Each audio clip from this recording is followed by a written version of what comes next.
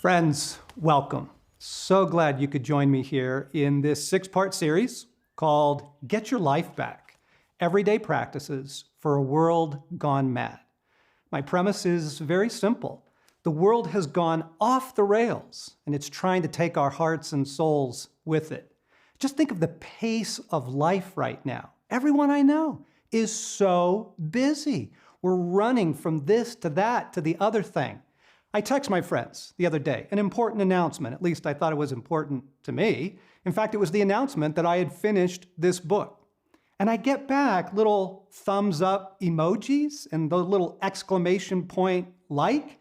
And I think to myself, that's it? That's all you've got?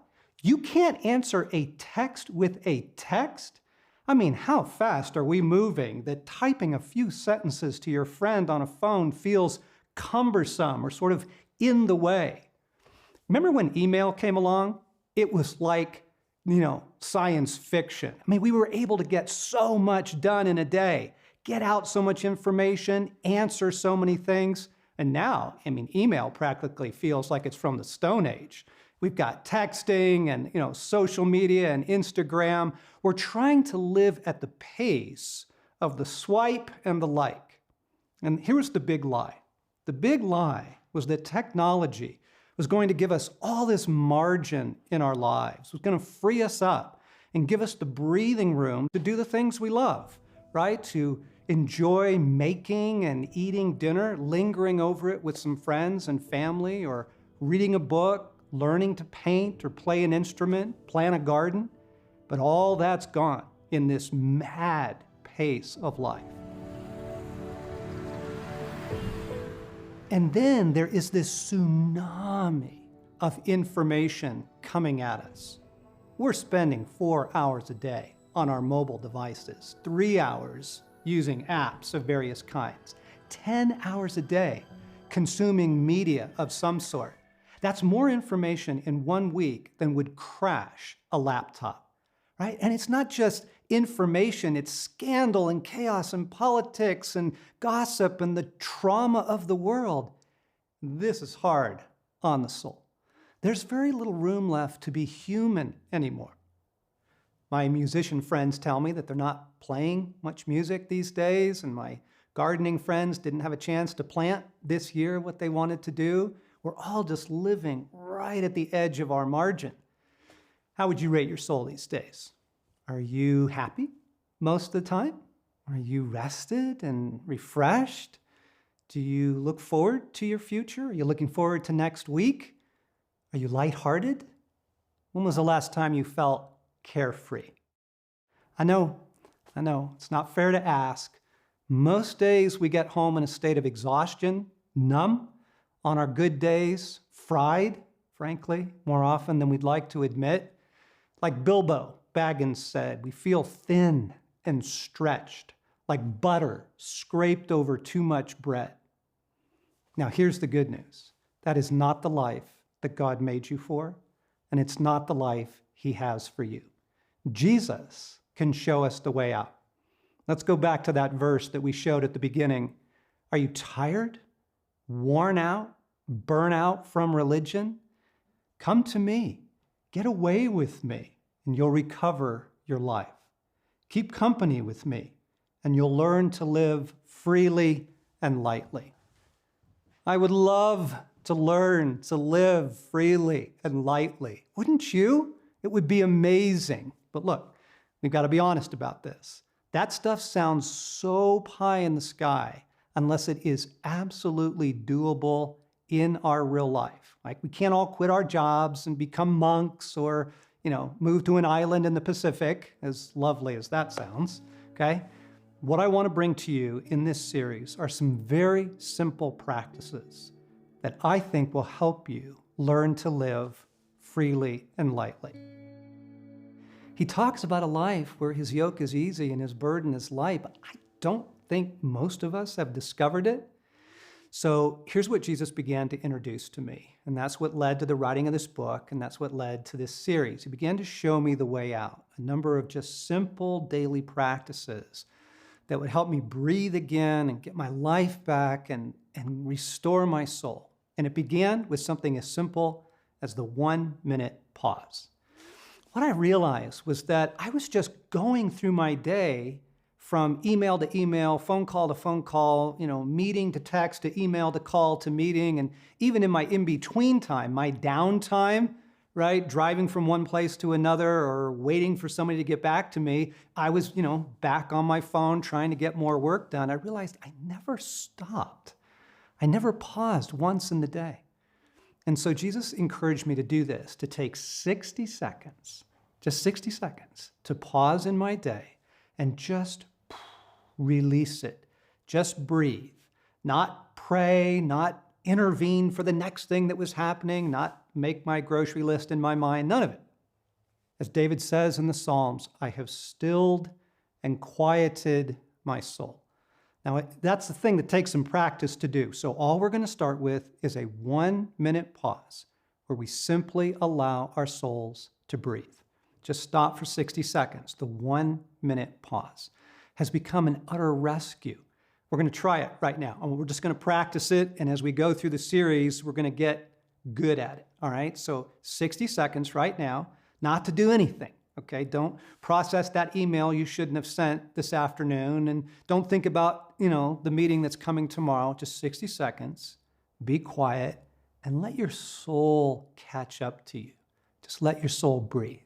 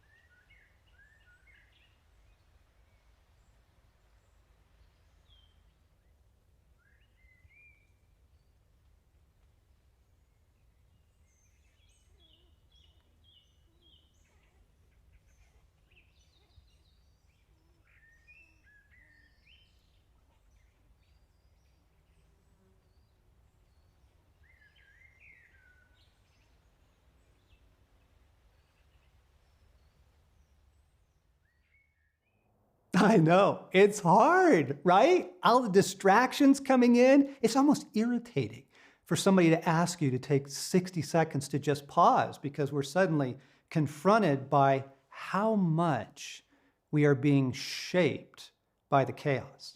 You see, here's the big lie. The big lie was that technology was going to create room in our lives for all those things that we enjoy. And it's done exactly the opposite. It didn't give any of us any more margin. Now it just increased our workload. And it's this and it's that, and it's trying to keep up to the pace of a world that's gone completely mad.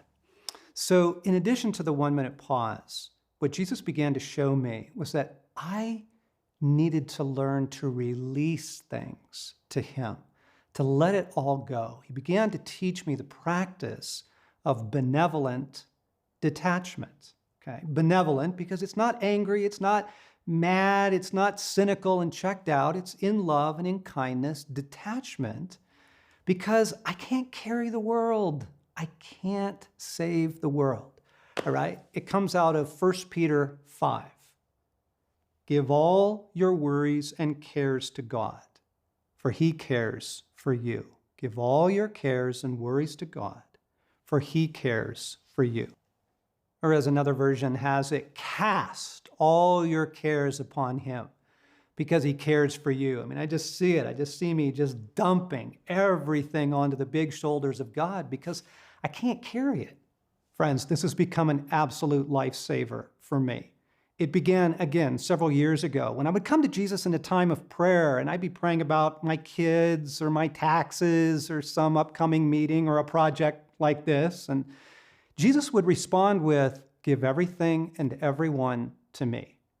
And I'm like, yeah, I know. But what I need you to do, and he would say again, just give everyone and everything to me. Oh my goodness, has this become a grace, learning to let things go to God. And this is what I use the 1-minute pause for. Okay, again, it's not for making lists or, answering emails in your head.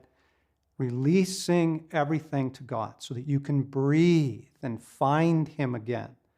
See, the scriptures are inviting us into a life that is lighthearted.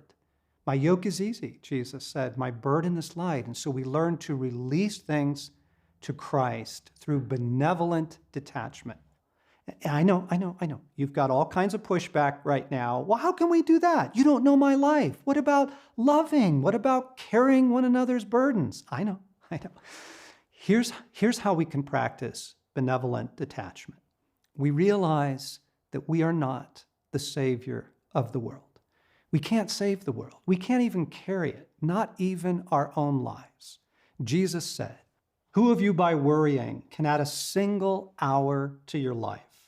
Since you cannot do this very little thing, why do you worry about the rest?" Jesus is actually really serious about us turning things over to Him on a regular basis, learning the practice of release, of I give everything and everyone to you, Jesus. So let's do a little exercise right now. If you've got something to write with, great. If not, bring it next time and you can just do this one in your head, okay? What are the things that you are carrying right now that you would love to get off of your heart and soul, that you would love to just get off your back? Just a couple of things that you would love to release to Jesus, all right? We're just going to take a moment and let you realize what you need to turn over through benevolent detachment.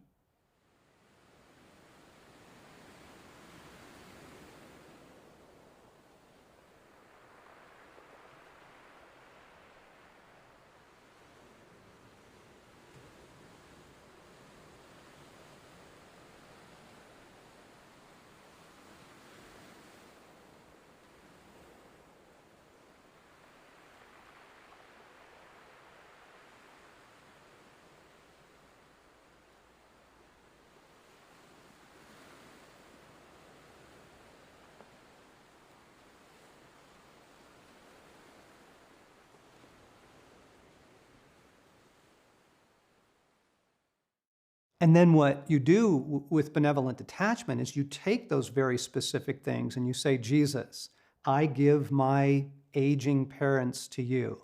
Jesus, I release my kids' school situation to you. Jesus, I release work to you and my frustration and that email I shouldn't have sent. And just these very specific things that begin to accumulate on our souls as we learn benevolent detachment to just release this stuff to God. And here's the beauty of the 1-minute pause. All I'm asking you to do is just do it for 60 seconds, right? Just 60 seconds to let your soul dump that and breathe. And I do it a couple times a day now, kind of morning and evening. Sometimes when I pull in the driveway in the evening, that's an ideal time for me. I'll turn my car off and I don't have to rush in the house yet. I'll literally just lay my head down on the steering wheel and take the pause and just release it. Just release the day. And it actually allows me to be more present to the people that I'm about to be with in the house. Now, I understand benevolent detachment is going to take some practice. It takes some time, okay? You kind of get good at it over time. For Stacy and I, bedtime is another really ideal time to use it, right? At the end of the day, if you want to get a good night's sleep, you just got to turn all this over to God. So we'll just pause. And we'll be very specific. Jesus, I give our kids to you. Jesus, give my mom to you. Jesus, I give that project to you. I give this filming to you, okay?